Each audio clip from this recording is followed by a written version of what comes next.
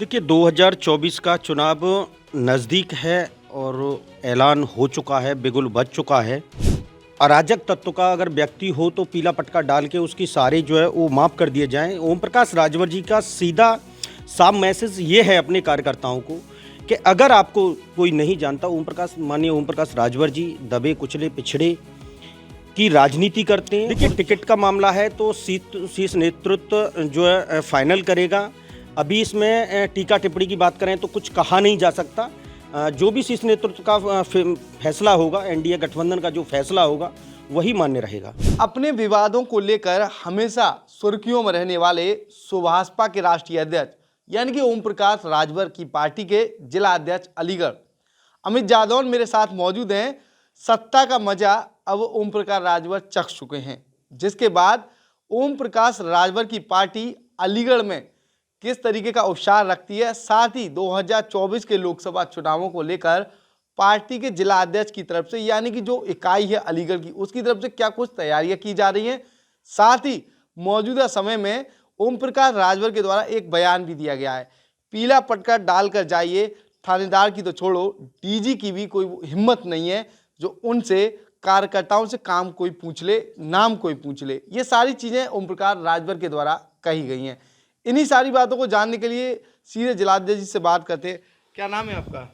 मेरा नाम अमित जादौन है। सब क्या कहना चाहेंगे, मौजूदा समय में सुभाषपा सत्ता में दाखिल हो चुकी है यानी कि गठबंधन में हिस्सा मिल चुका है, तो क्या कुछ रहेगा 2024 के चुनाव में? देखिए 2024 का चुनाव नज़दीक है और ऐलान हो चुका है, बिगुल बज चुका है।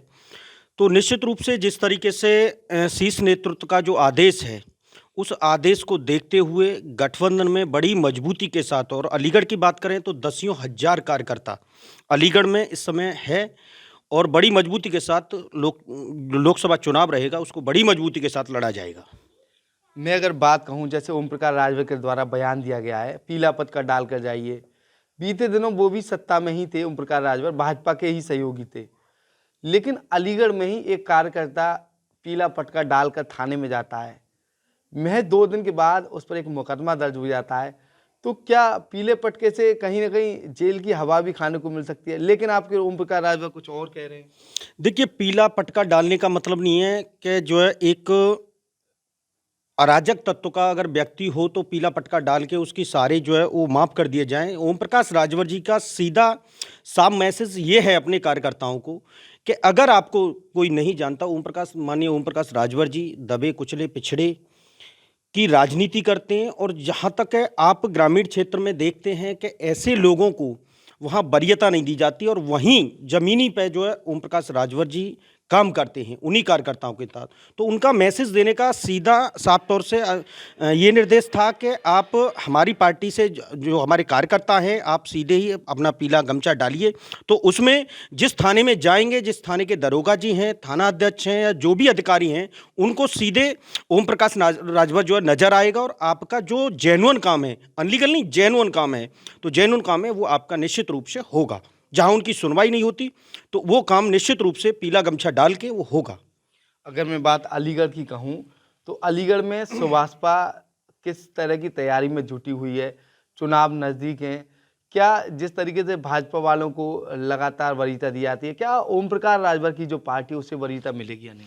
देखिए वरीयता की बात करें तो ये कार्यकर्ताओं का एक उत्साह है और इस समय मैं मानता हूं कि जिस समय मैं लगातार पिछले 4 साल से यहाँ जिलाध्यक्ष हूँ, तो 4 साल के अंतराल में दसों हजार से ज़्यादा, अभी बीते समय 29 मार्च का एक कार्यक्रम हुआ था, वो निखालस बंजारा समाज का कार्यक्रम था। तो वहाँ दसियों हजार से ज़्यादा बंजारा समाज, सिर्फ एक समाज का कार्यक्रम था, न कि पार्टी का कार्यक्रम था। और अलीगढ़ में बड़े जोश और उत्साह के साथ बंजारा समाज का एक कार्यक्रम भी संपन्न हुआ। तो ये बताइए, जैसे लगातार आपके राष्ट्रीय अध्यक्ष जो है बयानों में रहते हैं, सुर्खियों में रहते हैं, अब कितने दिनों तक भारतीय जनता पार्टी में वो बने रहेंगे? देखिए भारतीय जनता पार्टी का ये एक हमारा जो मैसेज है, इसको तो शीर्ष नेतृत्व तो जान सकता है कि कितने समय क्या रहेगा। जिन मांगों को, जिन गरीब और पिछड़े और दलित लोगों की जो समस्या हैं और जिनकी आवाज़ माननीय राष्ट्रीय अध्यक्ष ओम प्रकाश राजभर जी ज़मीन से लेके सड़क से लेके और सदन तक जो आवाज़ उठाते हैं वही मुद्दे हैं, और उन्हीं मुद्दों को लेके पार्टी का एजेंडा है, उन्हीं एजेंडे के साथ पार्टी कार्य करेगी।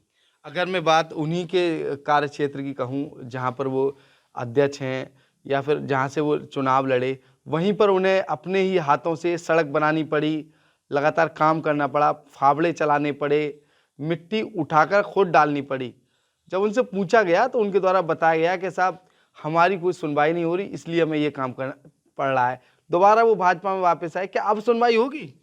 देखिए, उस समय कंडीशंस क्या थी, ये शीर्ष नेतृत्व का मामला है, इसमें मैं हस्तक्षेप करना नहीं चाहूँगा। उस समय क्या कंडीशनें रहीं और इस समय क्या कंडीशन है, तो किन कंडीशनों के साथ गठबंधन हुआ है, किन कंडीशनों के साथ आगे चलेंगे, हमारा तो शीर्ष नेतृत्व का जो निर्देश होगा, जो आदेश होगा, उसी आदेश के अनुसार ही हम चलेंगे।